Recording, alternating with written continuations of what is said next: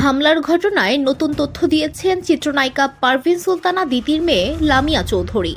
লামিয়া তার ফেসবুকে লিখেছেন, আমি গভীর দুঃখের সঙ্গে লক্ষ্য করছি যে কিছু ব্যক্তি এই ঘটনাকে রাজনৈতিক রং দেওয়ার চেষ্টা করছে এবং আমাকে রাজনীতিতে জড়ানোর অপচেষ্টা করছে।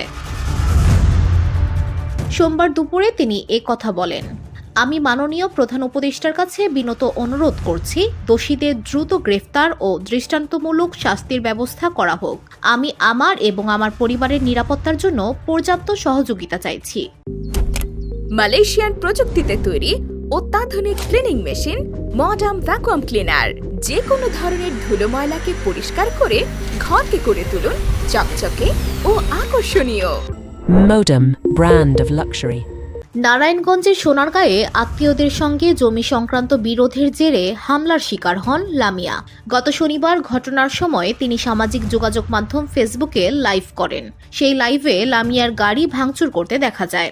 ভিডিওতে লামিয়া বলছিলেন তার পা ভেঙে ফেলা হয়েছে, তিনি হাঁটতে পারছেন না, তার গাড়িও ভাঙা হয়েছে। ঘটনার 2 দিনের মাথায় নিজের ফেসবুকে একটি পোস্ট দিয়েছেন লামিয়া চৌধুরী।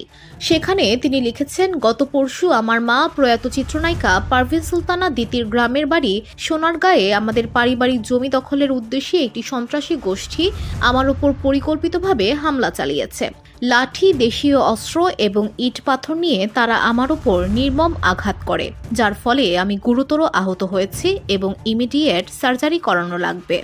লামিয়ার মতে এ হামলা তাদের জমি দখল এবং তাকে হত্যার উদ্দেশ্যে করা হয়েছে। এ নিয়ে তিনি তার নিরাপত্তা দাবি করেছেন এবং প্রধান উপদেষ্টার কাছে বিনীত অনুরোধ জানিয়েছেন দোষীদের দ্রুত গ্রেফতার করে দৃষ্টান্তমূলক শাস্তির ব্যবস্থা গ্রহণ করতে। স্থানীয় লোকজন ও পুলিশ সূত্রে জানা গেছে, চিত্রনায়িকা দিতির 5 ভাই ও 3 বোন।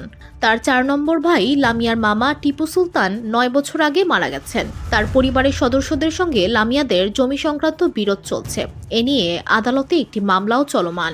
ঘটনার 2 জন প্রত্যক্ষদর্শী জানান, শনিবার লামিয়ার নানাবাড়িতে জমি নিয়ে বিচার সালিশ বসানো হয়। সালিশে লামিয়ার পক্ষে ঢাকা থেকে আসা কয়েকজন ছিলেন। অপরদিকে লামিয়ার মামির পক্ষে সোনারগাঁও উপজেলা বিএনপির সাধারণ সম্পাদক মোশাররফ হোসেনের লোকজন অংশ নেন।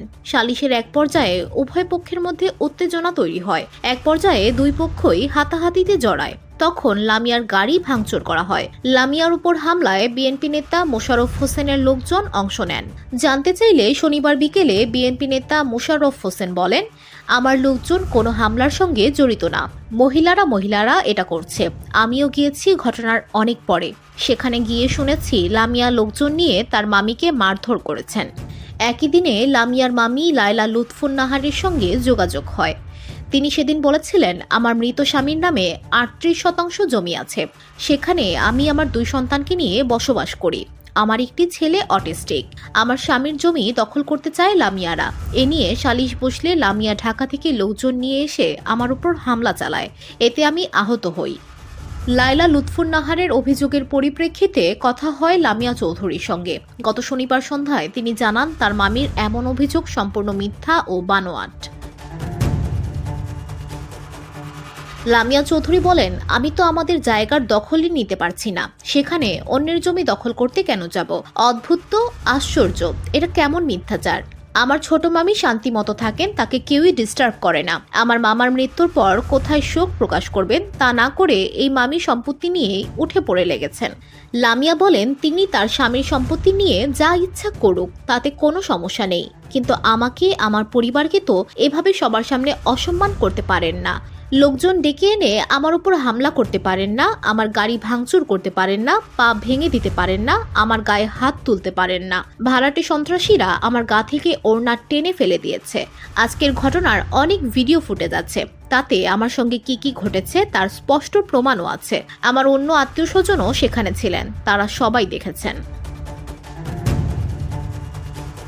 VOD Bangla news desk.